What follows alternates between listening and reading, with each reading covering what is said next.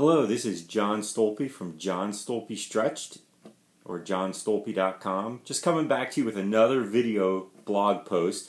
Thought it would be a great opportunity for me to practice for table topics.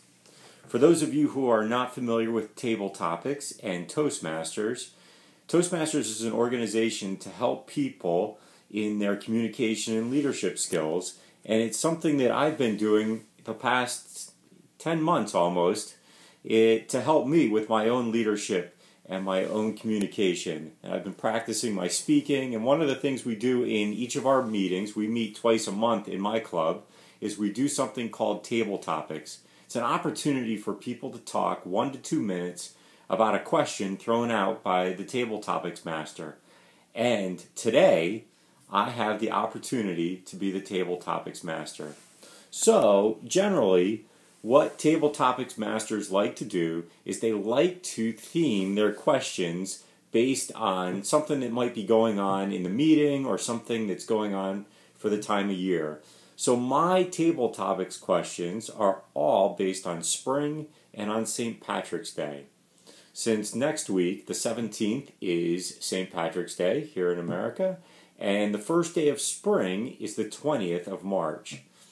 So, in order to prepare myself for this role, I figured it would be a great idea to throw the questions out here for me to answer, and then I'm hoping that you will answer the questions as well in the comments section after you watch the video. So here goes. First question of table topics. What are you excited about with spring coming? Why am I excited about spring? Well, I'm excited about spring for many things. For one, I'm excited that the snow is finally starting to go away, at least here in our area in Pennsylvania. I'm excited because usually spring means I can start planting my garden and I can start getting ready to cut the grass. Probably won't have to cut the grass for a couple months, but maybe it'll be sooner than I expect.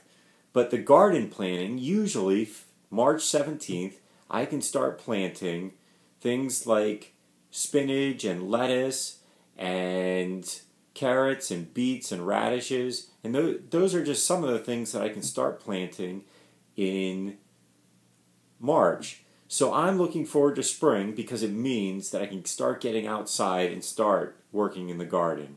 So that's my answer. I hope you'll answer the question, why are you excited about spring, in the comments. The next question that I have for the table for my Toastmasters meeting today is this. What would you do with the gold in the pot of gold at the end of the rainbow?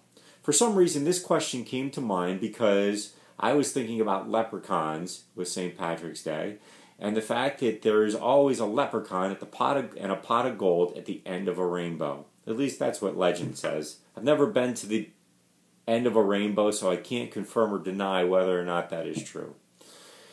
However, if I were to find a pot of gold at the end of a rainbow, I'd cash it in. Cash is king, right? And then I would use the money, first of all, to pay off my house. That's my only debt, and I'd like to get rid of that. And then I would maybe invest some of it, but for the most part, I'd give it away by going to Guatemala for future trips. I think some of that money or some of that gold would help pay for some other houses that I'd love to build. And then maybe I'd buy a couple of shamrock shakes because I love shamrock shakes, especially at this time of year. And I haven't had one yet. So I'd use maybe a piece or two of the gold to go buy a couple of shamrock shakes at the local McDonald's. So that's the second question. What would you do with the gold in the pot of gold at the end of the rainbow? So that's a question you can answer in the comments below. Next, tell us about a time when you felt like luck was on your side. This is kind of interesting because I'm not sure that I believe all that much in luck. I suppose you could say I was lucky when I met my wife because she's the best thing that has happened to me. I'm more of somebody who believes in providence. But I guess there's times where I could attribute things to luck. I was lucky that I didn't have a car accident driving home from work today. I don't know if that's luck or just the fact that I'm a good driver. I don't know. When was the last time you felt like you had luck on your side? I'd love to hear your answer in the comments.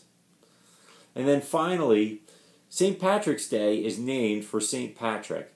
And I was doing some research and I discovered that St. Patrick is actually the patron saint of engineers. How convenient, because that's what I am. I'm an engineer, a mechanical engineer for those of you who don't know, and I help to design building automation systems for buildings in the Philadelphia area. The reality is I haven't been doing engineering for quite a while. I'm actually an operations manager now, but I still hold my professional engineer's license, and I still consider myself to be an engineer. So St. Patrick was the patron saint of engineers. He was also a missionary in Ireland. The story goes, as I read it, that he was born in Great Britain and then he was kidnapped and brought over to Ireland, where he spent 6 years of his life before escaping back to his family in Great Britain. Later on, when he was an adult, he decided to go back to to Ireland as a missionary. So my final question, my final table topics question is this: what's your mission and where are you serving? I think I have multiple missions. I know that I'm serving and I have a mission right here at home where I get to serve my family. My mission is to help point my kids towards God, and that is my primary focus. And then, of course, my focus also is to have a marriage relationship with my wife that honors God. So that's number one. Number two is I work in a mission field. I feel like my place of employment is a place where I can serve others, I can help others succeed, and I can also represent my faith and my Jesus Christ, to the best of my abilities. So that's another mission field. I get the opportunity to serve here in the community, which is great. And obviously, if you know my story, I also have a mission to serve in Guatemala, and that's one of my focuses, specifically in the village of Santo Domingo Xenico, which is northwest of Guatemala City, about an hour and a half. And that's a place where I've gotten to hook up with a missionary friend of mine, and my family and I have gotten to serve by widows and orphans in the village specifically. So that is what I'm planning to present at the table topics tomorrow for Toastmasters. Actually, it's today as you listen to it. And I would love to get your answers to these 4 questions in the comments below. One more thing, don't forget to check out the other posts from this week at johnstolpe.com. I appreciate all the thoughts and cold remedies that I received on my Monday post about being sick, having a sick day. And I'd also encourage you to check out Michelle Cachat's new book, Undone. It's a great memoir that will encourage you to come to terms and make peace with the unexpected life that you might be living. Great to have you here, and don't forget one final thing: keep stretching.